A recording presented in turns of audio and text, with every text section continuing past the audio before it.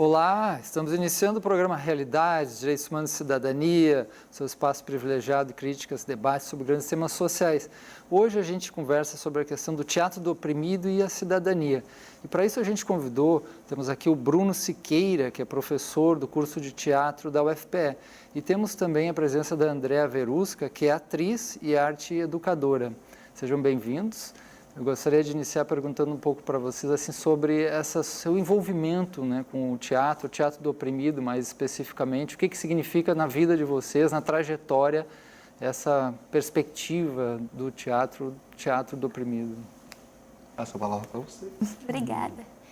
Eu acho que o grande ponto de partida do teatro do oprimido é trabalhar com as realidades, né, com as histórias pessoais. Então, a gente, sempre em formação ou em algum processo de teatro, a gente sempre está trabalhando com as nossas histórias pessoais. Então, a gente começa a contar essas histórias, a gente vê situações de opressões, deixa claro nessas histórias quem são os opressores, quem são os oprimidos envolvidos e a gente leva para a cena. E quando a gente está levando para a cena essas histórias, a gente está buscando transformar essa realidade. Então, a gente sempre tenta fazer com que o espectador que está assistindo essa cena entre e participe, né? A gente tenta encontrar alternativas para aquele problema e a gente não leva, no caso, uma solução. A gente leva uma grande pergunta para a plateia e quem vai encontrar essas alternativas são os espectadores, quando entram em cena. No seu caso, André, como é que você começou no teatro? Eu começou primeiro, já logo em seguida, conhecendo o teatro do oprimido? Como é que foi um pouquinho essa trajetória? Eu comecei em 2003, quando eu vi uma apresentação no teatro lá da UFPE, de Teatro Fórum, onde eles apresentaram uma cena de violência contra a mulher e, no final, o Coringa, que é esse mestre de cerimônia, essa pessoa que está fazendo... uma mediação entre a plateia, né, e os atores, perguntou se alguém tinha alguma alternativa para aquela situação de opressão. E eu achei muito interessante aquela forma de teatro que eu não conhecia até então. E meses depois eu soube que Cláudio Rocha estava querendo formar um grupo de teatro oprimido. E ele já tinha feito esse grupo que se chamava Pressão no Juiz e queria retomar as atividades.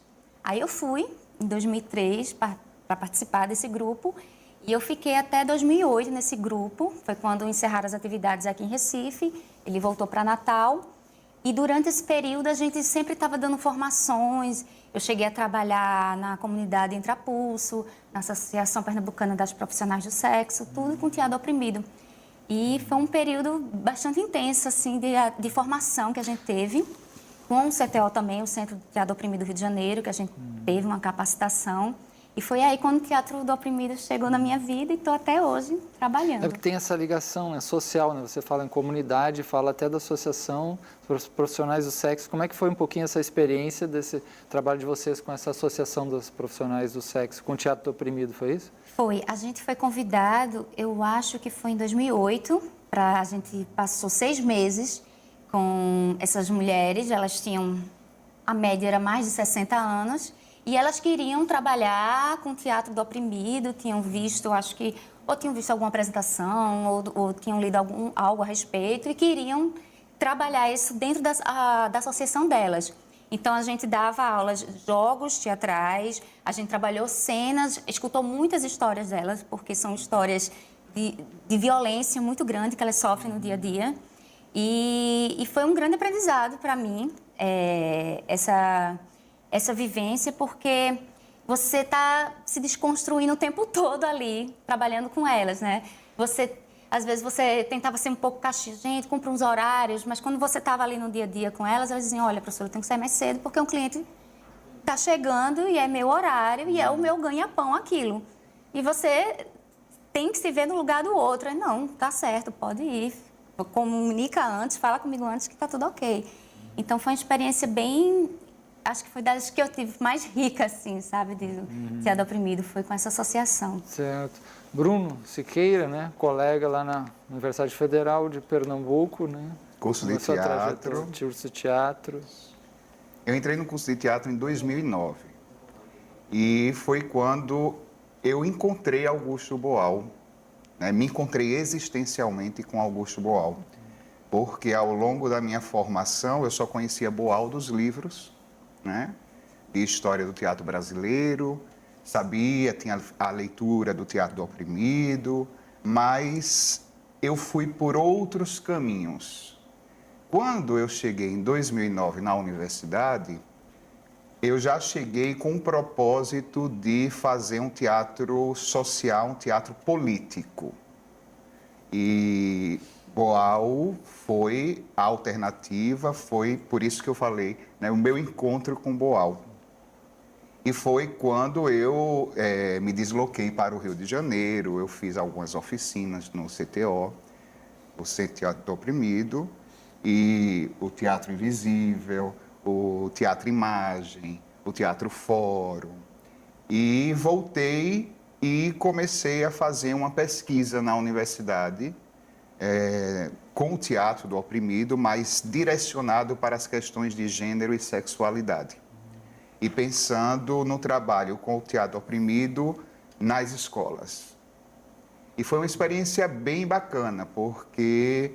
Chegaram a atuar em escolas, alguma coisa? Em escolas, foi? Exato. Inclusive, ganhamos uma bolsa do PIBID, que é de iniciação à docência. Então, eram 5 estudantes à época. E fomos nos aventurando com muita vontade, muito interesse da parte de todos, entrando em contato com os estudantes das escolas, porque a gente procurava ver assim, abrir um espaço de forma que eles pudessem se expressar, que eles pudessem colocar as suas principais questões, né, quais eram as suas principais opressões. E a partir daí a gente dirigia um trabalho com o Teatro do Oprimido. Certo. E antes de a gente voltar a esse tema do teatro oprimido, vamos falar um pouco do teatro em geral, né? Porque as pessoas, de alguma forma, sabem mais ou menos o que é, mas às vezes sabem na superfície, porque o teatro é uma coisa muito grande, né? Muitas dimensões, muitas épocas, muita história para contar, muitas formas, né? Então, eu queria que vocês nos trouxessem um pouquinho, assim, num apanhado geral, o que representa o teatro, que dimensões, né, eles se apresentam.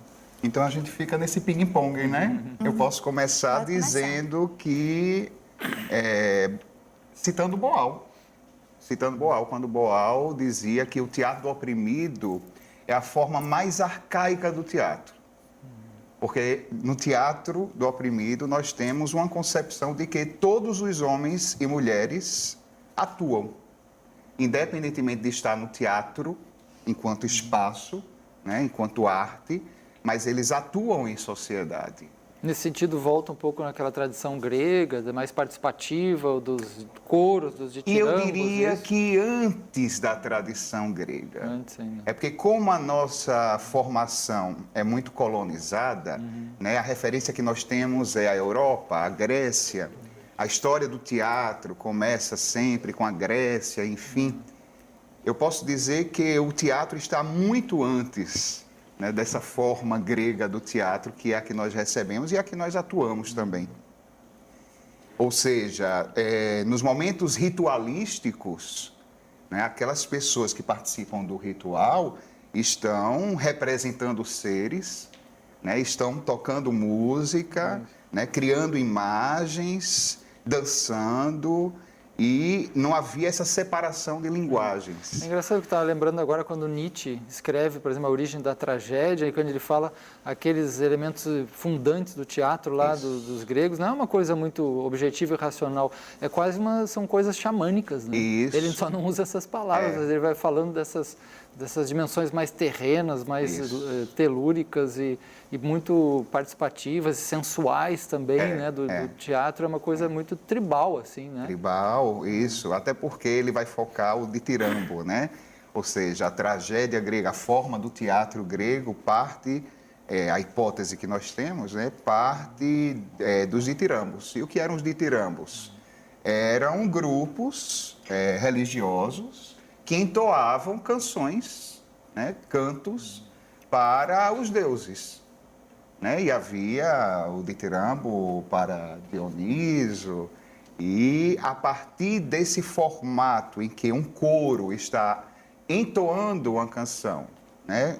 Está colocando um canto, dirigindo para um deus, esse canto, começa a haver um diálogo. Uma pessoa se desloca desse coro, né? Lança uma pergunta e o coro responde. A hipótese que nós temos é que isso é o germe do teatro, o diálogo, né? E aí o teatro passou por inúmeras peripécias para me valer de uma linguagem teatral também. E tanto é que Boal também vai falar que o teatro do oprimido é o teatro do diálogo, né? É o teatro do diálogo.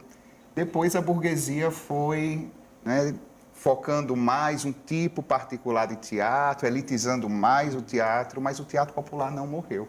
E eu dou a palavra agora para André. Pegando essa ideia que Bruno falou do teatro do diálogo, Boal, quando ele cria o teatro oprimido, ele quer justamente voltar esse pensamento que tinha antes do teatro, que é a democratização, que acabou, o que aconteceu? Algumas pessoas que têm acesso à arte, alguns têm esse privilégio de ter acesso ou produzir arte, e outros não.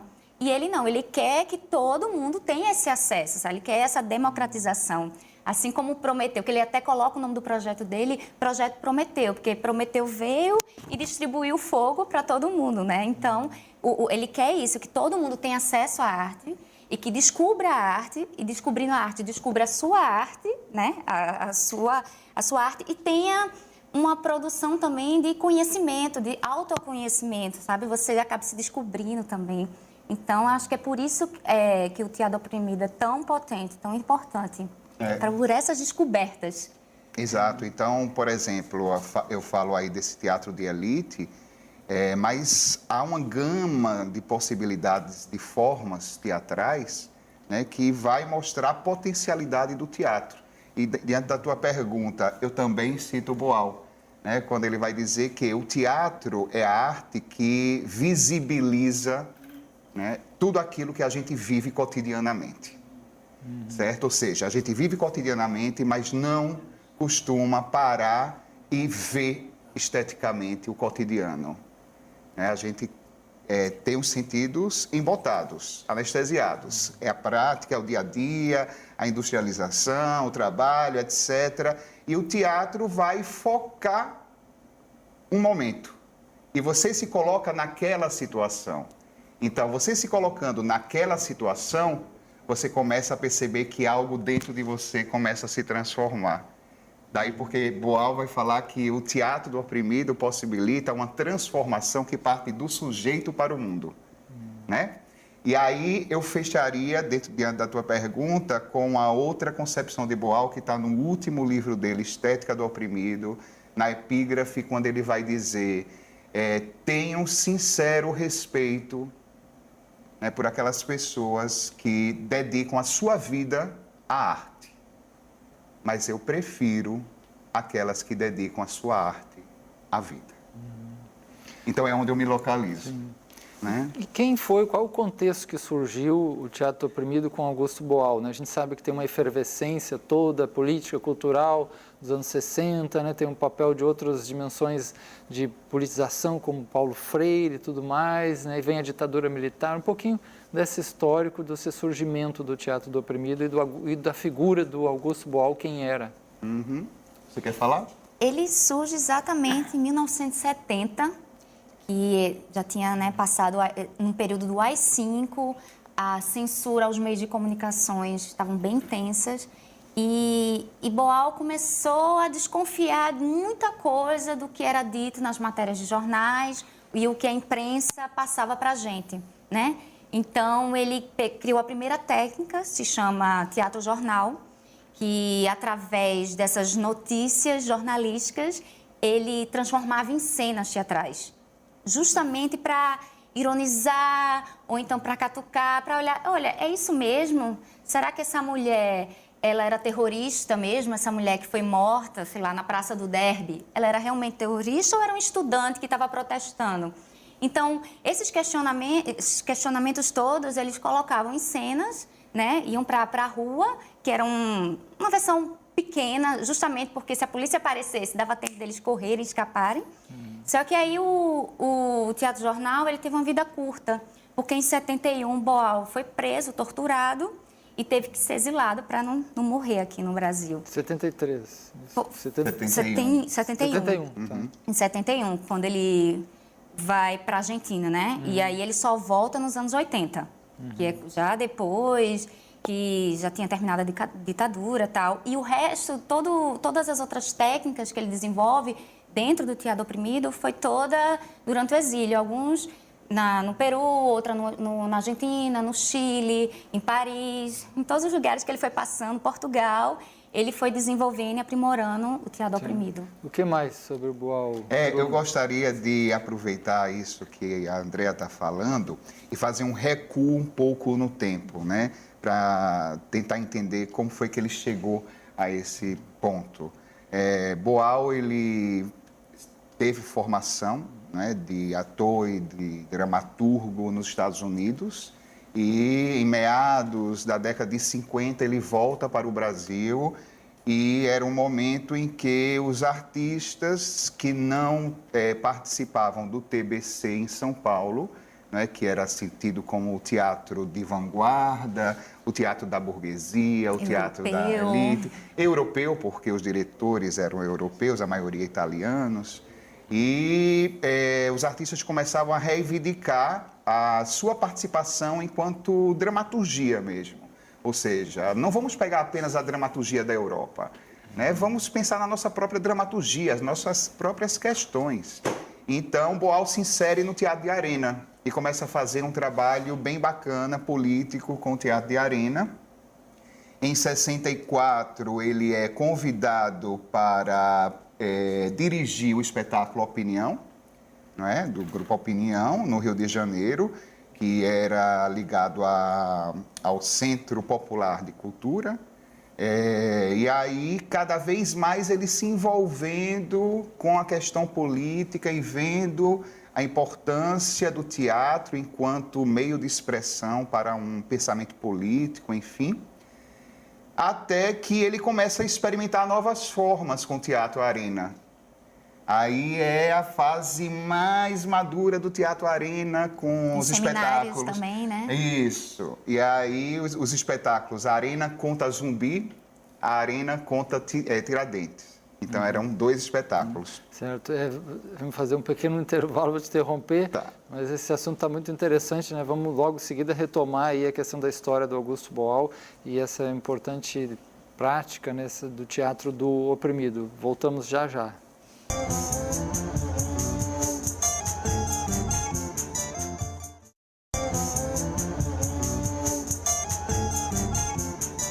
Estamos conversando hoje sobre o teatro do oprimido, a importância do teatro do oprimido para a cidadania, para a questão dos direitos humanos, né? E temos aqui a presença do Bruno Siqueira, que é professor do curso de teatro da UFPE, e temos também a Andrea Verusca, que é atriz e também arte educadora. O nosso professor, né, Bruno, falava sobre o Augusto Boal, quem foi esse histórico e do surgimento, né? E o percurso que levou ao Teatro do Oprimido, tão bem colocado aqui por Andrea. E, enfim, então eu estava falando justamente sobre a relação de Boal com o Teatro de Arena. E o Teatro de Arena é um grupo de teatro de São Paulo, fundado na década de 50, e de onde surgiram os nossos grandes autores de teatro, né, como o Jean Francisco Guarnieri, o Eduvaldo Viana Filho, o Vianinha. O próprio Boal também escreveu para o Teatro Arena. E esses escritores, eles surgiram a partir das oficinas de dramaturgia que foram promovidas por Boal na década de 50. E aí houve um desenvolvimento do grupo até que Boal, na sua fase final, junto ao grupo, começa a experimentar novas formas, né? Ou seja, aquele teatro bem comportado, não é? Em que os atores estão no palco se expressando para serem vistos, assistidos por uma plateia que está lá sentada, né? Passiva, captando ali a imagem. Então, isso não interessava mais politicamente a Boal, nem a esses artistas do grupo Arena, do Teatro Arena. E aí eles começaram a procurar um movimento cênico que englobasse a plateia, a fazer com que a plateia participasse da cena, não ficasse no seu lugar passivo, mas estivesse atuando na cena. Tanto é que futuramente ele vai criar o termo, já dentro do teatro oprimido, não espectador, mas espectator, né? Aquele que assiste e atua também.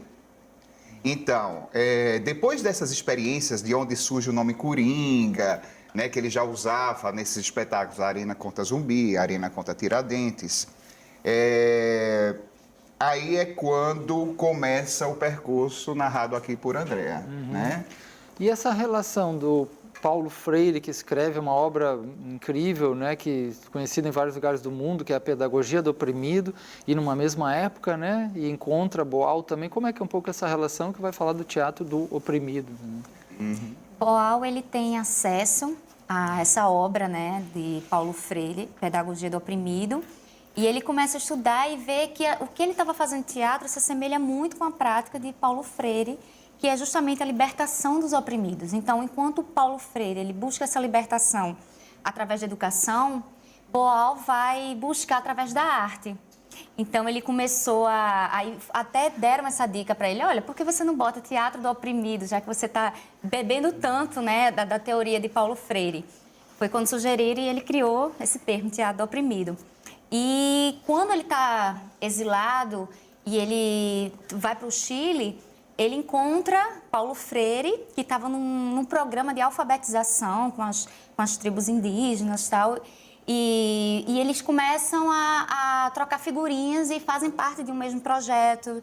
E Boal, ele acaba criando Teatro Imagens, Teatro Arco-Íris do Desejo, Teatro Fórum, todas as outras técnicas, a partir desse mergulho que ele tem na obra freirianas. Assim. Foi bem importante para o teatro do oprimido. A gente sabe hoje que uma das questões mais cruciais no nosso país, principalmente em vários outros países no mundo também, é a questão dos direitos humanos, né? Porque ela trata com toda a questão do cuidado, das fragilidades humanas, das populações vulneráveis, do sofrimento humano em geral que atinge quase todo mundo, né?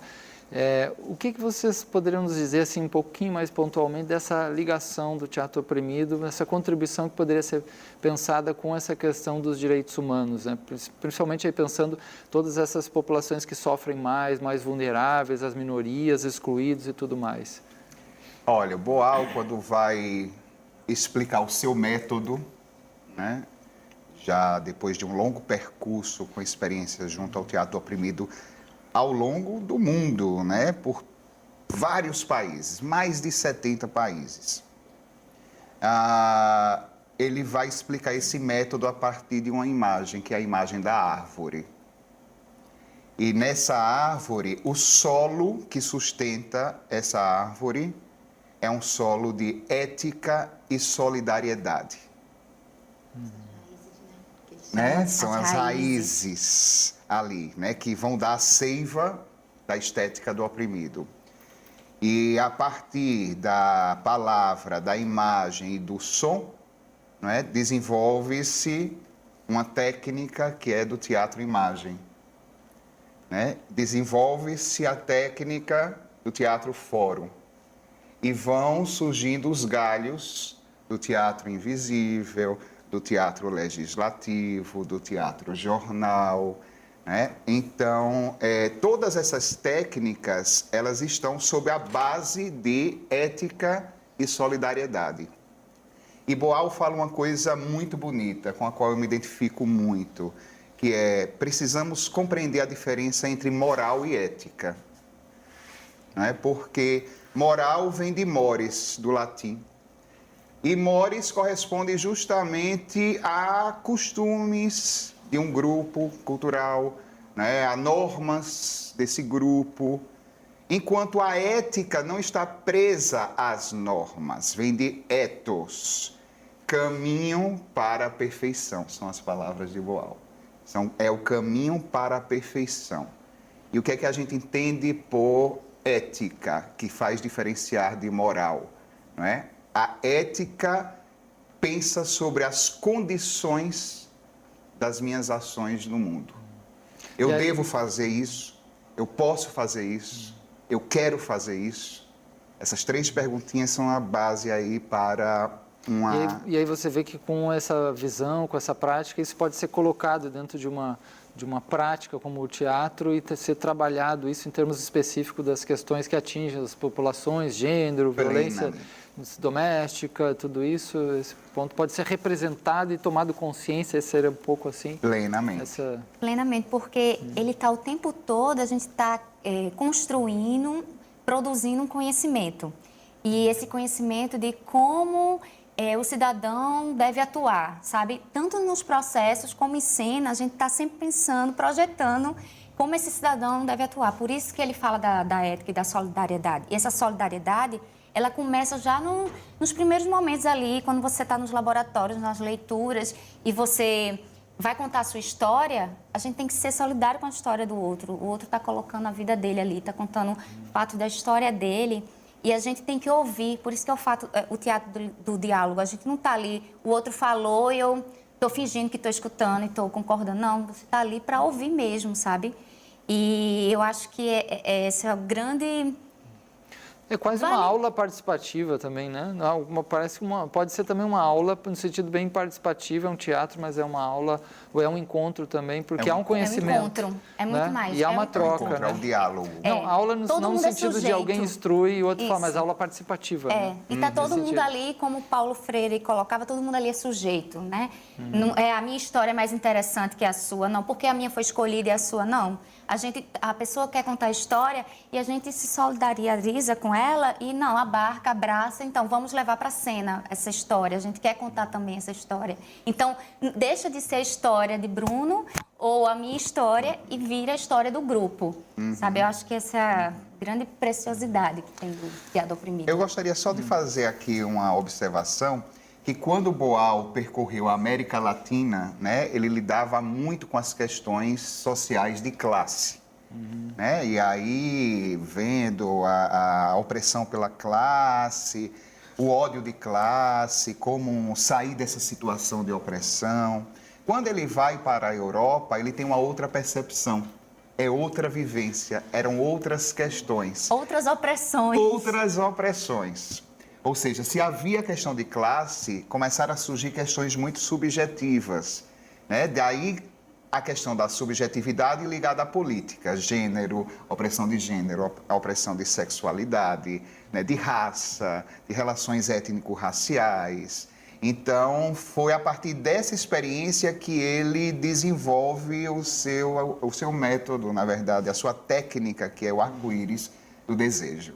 Que é o nome de uma obra também, né? Que é o nome de uma obra. Que é maravilhosa. Ele desenvolve junto com a esposa dele, que é justamente trabalhar essas opressões mais internalizadas. Que ele diz, não, na América Latina, para mim é muito claro, os grupos sociais, eu enxergar os opressores e os oprimidos dentro daqueles grupos. Mas eu estou aqui na Europa, as pessoas têm um plano, né? Tem uma saúde incrível, né? Plano de saúde, educação impecável. E por que jovens se matam? Então, como assim, se aqui está tudo bem estruturado, eles têm tudo que eles querem, por que isso acontece? Então, foram essas opressões internalizadas, que às vezes as pessoas não têm consciência, que ele vai trabalhar com o arco-íris do desejo, que ele chama até, né, de teatro, terapia. Teatro-terapia, né? Pois é, vamos falar um pouquinho, muito breve, de cada um, porque vocês trouxeram vários conceitos que são importantes para o nosso telespectador saber. Então, um é o teatro-fórum, né, muito conhecido, quando se fala Augusto Boal, esse teatro-fórum participativo. Vamos falar um pouquinho de teatro-fórum, depois tem o teatro legislativo, né? Teatro legislativo, você fala teatro-imagem, você falou antes do que iniciou com teatro-jornal. Isso, Já faz teatro-imagem. Mais algum ainda? De legislativo, estética, imagem, né? fórum A estética e o arco-íris do desejo, o arco-íris do Pronto, desejo. vamos lá, então, um pouquinho.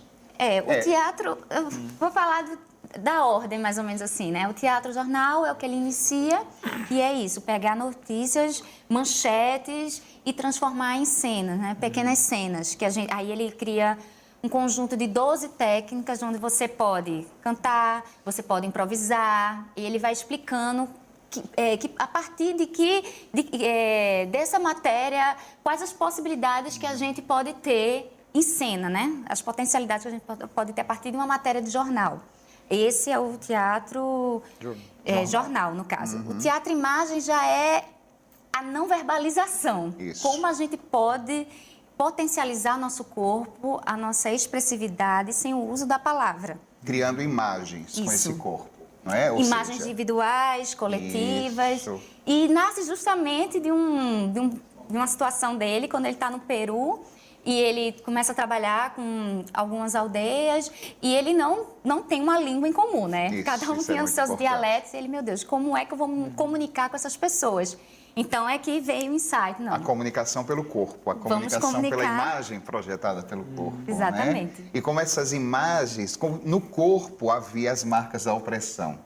Né? E como ele potencializava isso para que as pessoas começassem a tomar consciência crítica da sua própria opressão. E como dialogar sem verbalizar também, né? E aí é mais...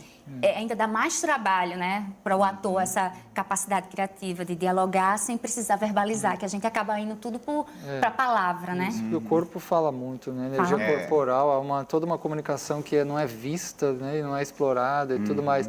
E o teatro legislativo?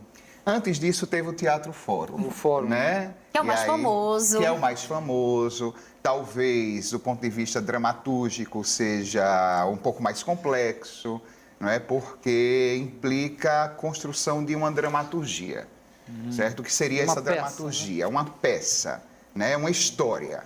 Nessa história havia um protagonista que era oprimido e que sempre falhava na tentativa de solucionar a sua opressão. Ou seja, cada vez mais oprimido. E aí, o acordo com o público é muito interessante porque no início ele colocava uma placa assim, né, no teatro, né, e dizia assim, saiba que para você entrar nesse espaço, você vai se tornar protagonista. Né? Então, as pessoas já iam tendo essa consciência de que não iriam estar só assistindo.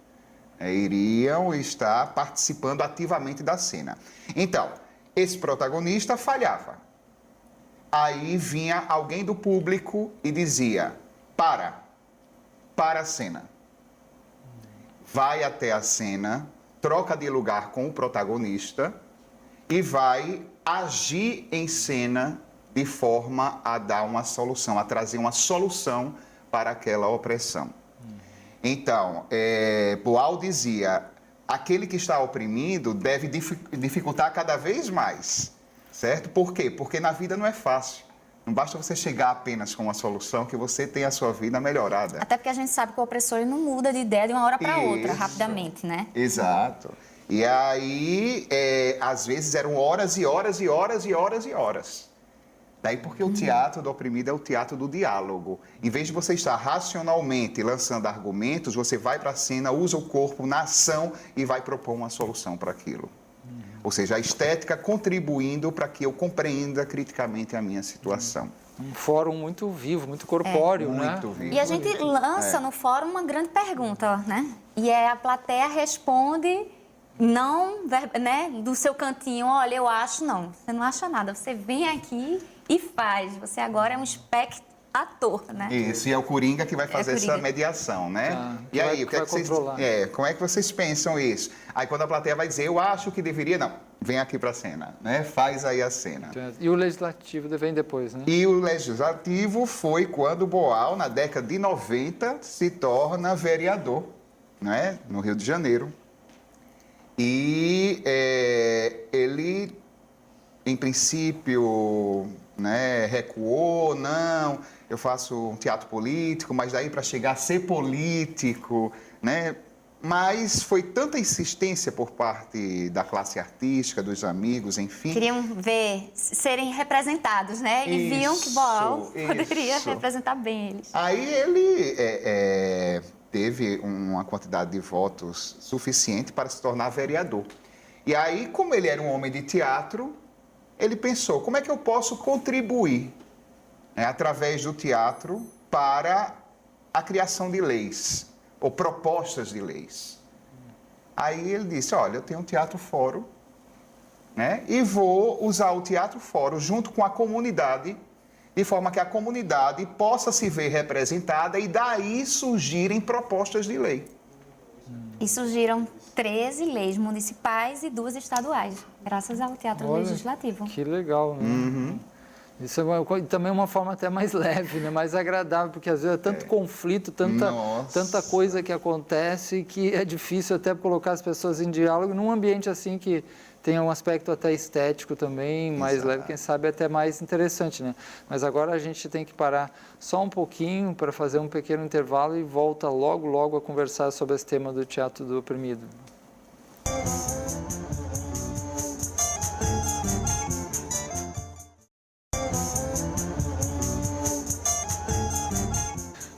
Estamos de volta conversando hoje sobre a importância do teatro do oprimido para a cidadania, para os direitos humanos e também para o próprio teatro e para a arte em geral, né?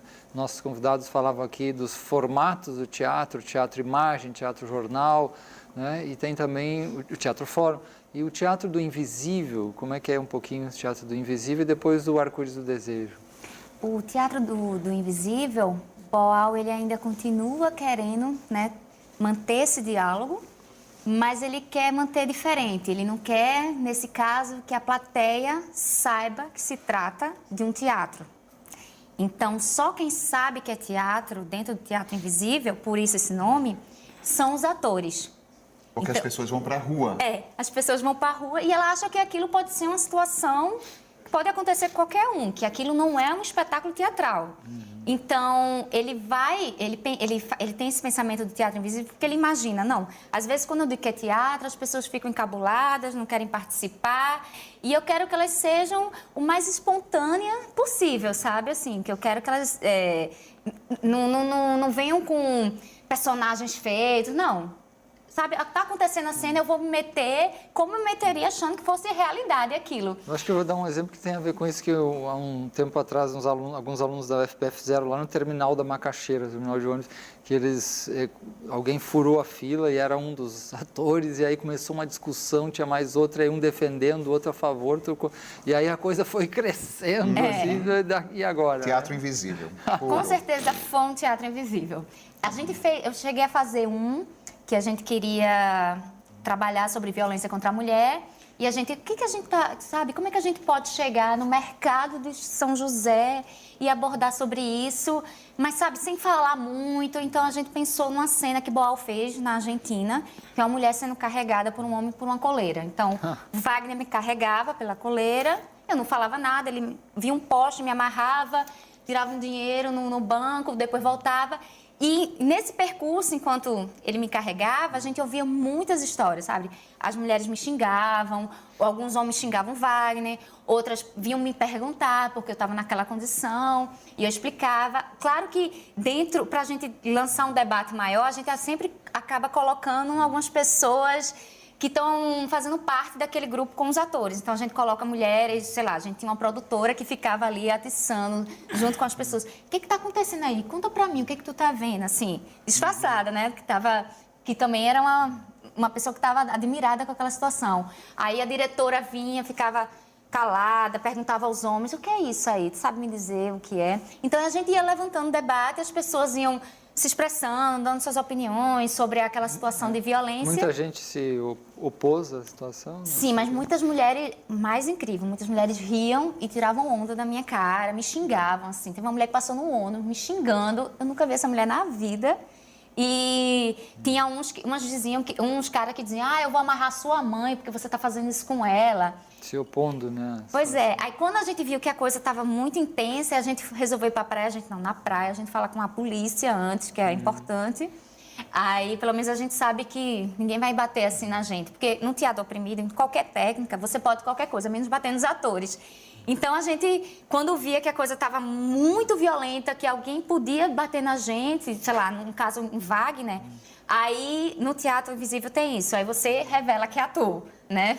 Só em último última caso. instância, se não houver essa ameaça, né, de bater no ator, fique calado, porque é o segredo do teatro invisível. Já teve situações que as pessoas foram para a delegacia e só na frente do delegado tiraram e mostraram o DRT, né, o registro de ator. Olha, nós somos atores, somos de uma companhia e a gente queria, sei lá, falar sobre o machismo, por isso que a gente fez aquela cena, assim, mas...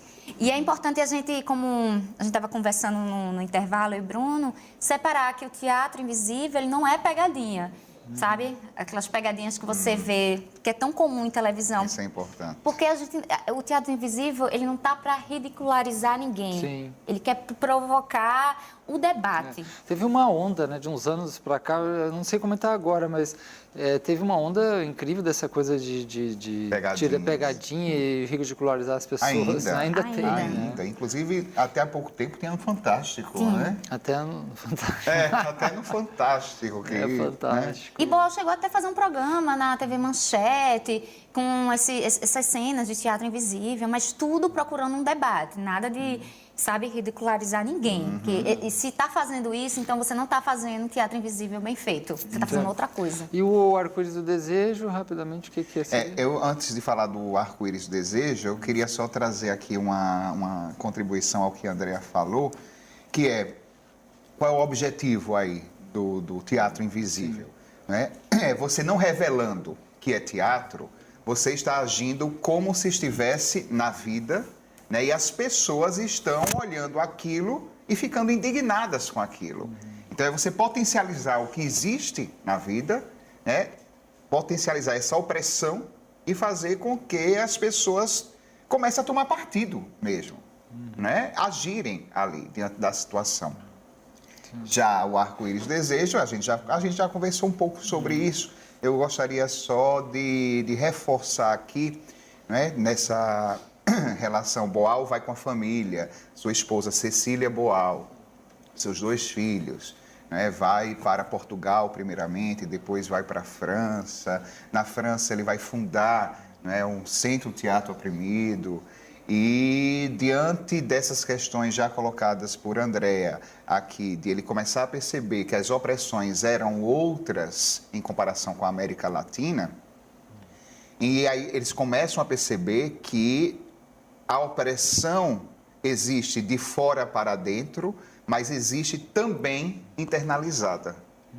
Ou seja, todos nós guardamos os nossos opressores. E aí, como trabalha isso? Assim, E aí existe uma série de técnicas, né, que vão sair dessa perspectiva mais coletiva, social, que partia primeiramente o teatro oprimido, para buscar as questões psicológicas e levar para o coletivo. O movimento se torna o contrário. Né? Em vez de partir do externo para o interno, parte do interno, de forma que, Boal fala muito isso, cada problema, né, de cada pessoa pode ser o problema de outras pessoas em outros níveis. Eu fico imaginando se a gente conseguisse fazer, por exemplo, assim, não só com o teatro do oprimido, mas também com outras formas de arte ou também de mediação de conflitos e educação. No setor de educação, como é que seria isso, né? Se as crianças tivessem uma formação mais teatral, mais artística, nesse nível participativo, dialogal, que é uma coisa de conscientização, né?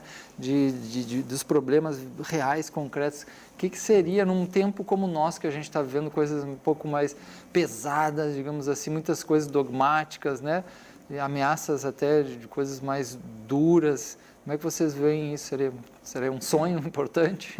A Andrea já fez o curso que era de um currículo anterior ao que está hoje, né? O teu currículo foi Artes Cênicas. Tu pode falar dessa experiência e eu vou falar da experiência atual do currículo.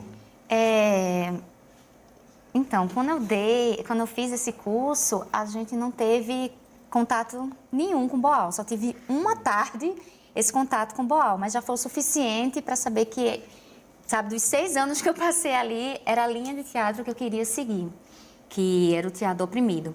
E eu cheguei a lecionar para crianças de 8, 9 anos teatro oprimido.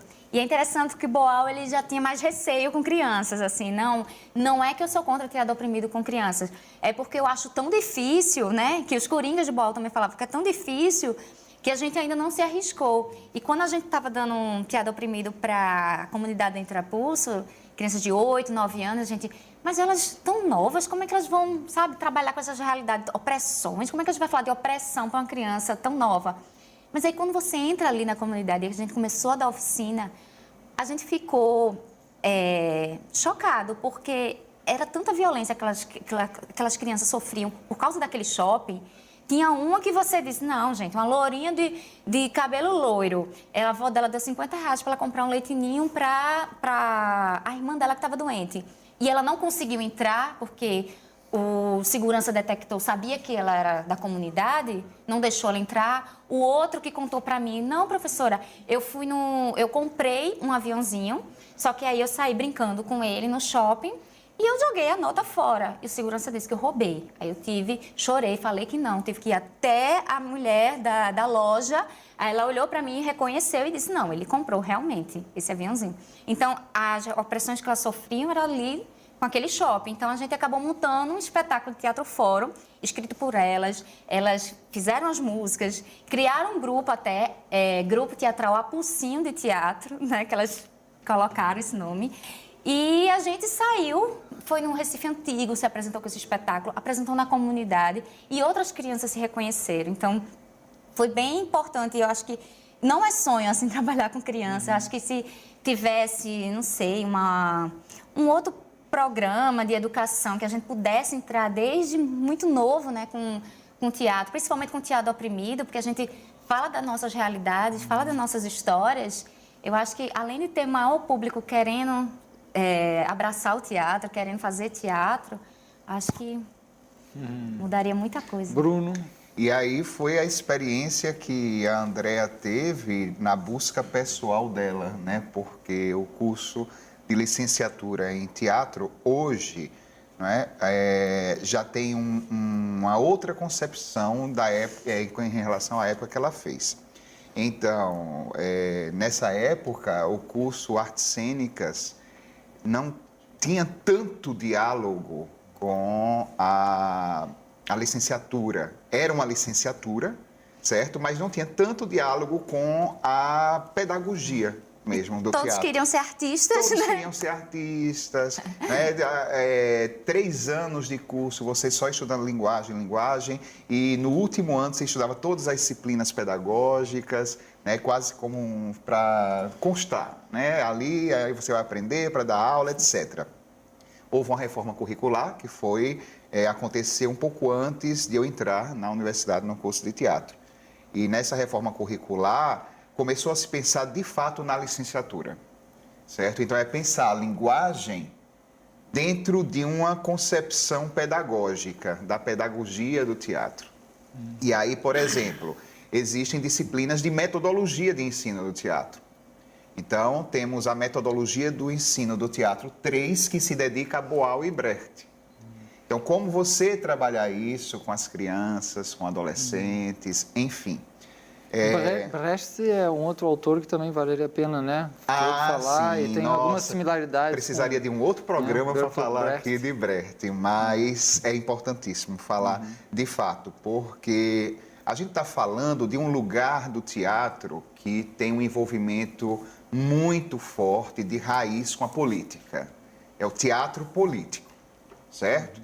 E aí pode parecer redundância você falar de teatro político, porque o que é que não é política, né, numa sociedade? E dos né? livros do Augusto Boal, que são clássicos, né? Falamos aqui, o que vocês recomendam, né? O Teatro do Oprimido é um livro talvez mais conhecido, né?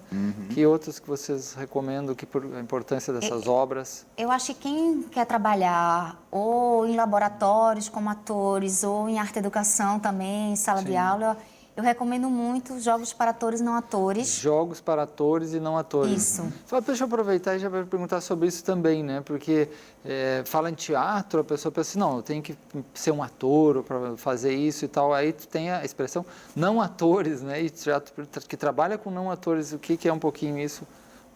Os não atores. Boal, ele pretendia trabalhar com os não atores, apesar de que ele trabalhava com atores também. Mas o Teatro do Oprimido focava sobretudo os não atores. Eram as pessoas que não tinham a sua profissão ali de ator e de atriz. E qual era o objetivo? É fazer com que essas pessoas quebrassem as barreiras corporais, né, se desinibissem e começassem a se expressar de forma que elas se compreendessem enquanto sujeitos políticos. Né? E aí existe uma série de técnicas para fazer isso. Por isso que ele coloca que os exercícios são de desmecanização física e intelectual, porque são aquelas pessoas que têm uma rotina engessada. Então ele, sabe, é um outro campo, é de uma outra área que ele traz para o teatro para desmecanizar. Ainda mais que a gente sabe agora, por exemplo, só para citar, por exemplo, toda a experiência, por exemplo, da terapia corporal mesmo, como as nossas ideias, nossos dogmas, nossas neuroses estão incorporadas, né? Quando você trabalha o corpo, você atinge a mente, isso é fundamental, tu poder mexer nisso e não ficar só na cabeça, só no intelecto, que às vezes não leva a muito lugar, não, né?